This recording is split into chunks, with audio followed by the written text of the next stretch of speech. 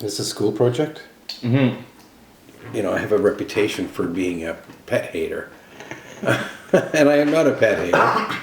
You know, I like Buster just fine.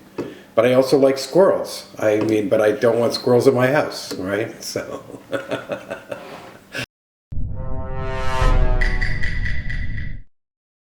I did have a cat and a kitten once. Yeah? Yeah, Ginger. And shortly after we got it, we moved to the UK. And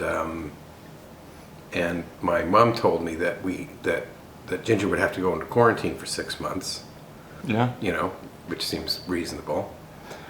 And about 6 months later, we started saying to her when we're in, okay, I guess Ginger's coming home soon. And then, you know, tragically, you can't imagine the timing, that a terrible disease swept through the quarantine and Ginger died.